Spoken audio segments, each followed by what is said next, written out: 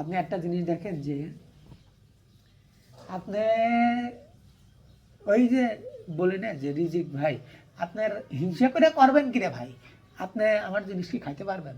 হ্যাঁ, এই এক কথা করতে হতে মুখে ফেনা তুলে ফেলি, তারপরেও মানুষের বুঝতে পারি না। তাহলে হতাশা কিছু হেনে মাদ্রাসা ভাই 10টা হবে। আমি বলি এই জয়নাল আঙ্কেলের বাসায় টোটাল আছে হচ্ছে 4টে ফ্ল্যাট, 5টা ফ্ল্যাট, 5টা ফ্ল্যাটে 5টা মাদ্রাসা হবে, আমারও মাদ্রাসা হবে, আমার ছাত্র বেশি আসবে। কারণ আল্লাহ রিজিকের ফয়সলা করে রাখছে তো বটেই, প্লাস আমি হচ্ছে চেষ্টা করছি, সার্ভিস আমার ভালো। কেন আপনার কাছে কেন যাবে বলেন? আপনার কাছে পোলাপান কেন যাবে? আসবে আমার কাছে পোলাপান।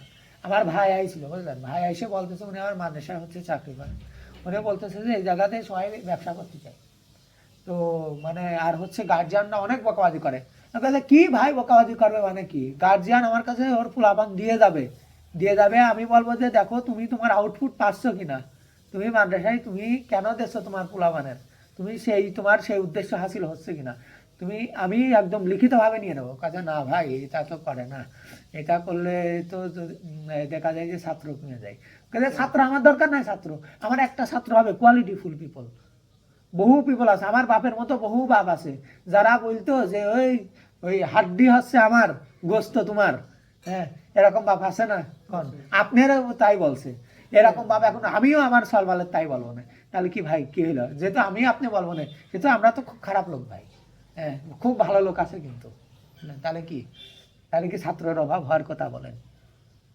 সেদিনে তো একদম একটা পিচ্ছিটা দিয়ে গেল আর বললো যে পিঠাইবেন, উল্টা পড়াটা না পারলেই পিঠাইবেন। তাহলে দেখেন, তাহলে এই যে চিন্তা করতেছে যে আচ্ছা যে পোলাপানের মানে আমি একজন টিচার হয়ে, আমি একজন মানুষের প্রিন্সিপাল, আমি একজন ফাউন্ডার হয়ে আমার হচ্ছে পোলাপানের বাপ মা এসে আমার কাজ করতে কত বড় সাহস, কত বড় বিয়াল বলেন। এই জন্যই তো বলতেছি দরকার নাই, আমার দরকার নাই ছাত্র। ইংরেজি স্যার, ইংরেজি স্যার একদম অনেক রকমের কথাবার্তা করছে, মানে গার্ডিয়ান এসে বকাবাধ্য করে আর প্রিন্সিপাল সামনে বসে থাকে। এটা যে আমার মেজাজটা গরম হয়েছিল, এর জন্য একদিন আমি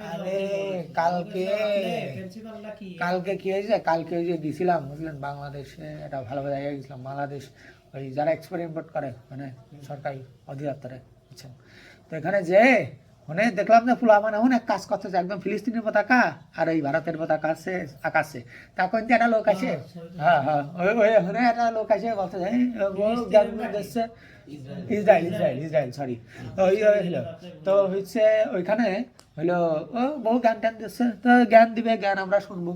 তো জ্ঞান দেওয়ার উনি এক সময় বলতেছে যে প্রতিবাদীভাবে করা দেয়, আমি আবার বলে ফেলছি এই প্রতিবাদ আপনার এতদিন কোনে ছিল প্রতিবাদ, আমার কাছে ভাই আপনি, আমি জানি যে আপনি খুবই অপছন্দ করেন, আমিও খুবই অপছন্দ করি তাদের, হ্যাঁ, কিন্তু আপনার এই সহানুভূতির কারণে আমি এতটুকু আমি শিওর আমার বাচ্চারা তাদের পছন্দ করতেও পারে, এই জন্য এখন থেকে এমন কাজ করতে হবে যেন ওর কাছে ওরা খারাপ হয়ে থাকে।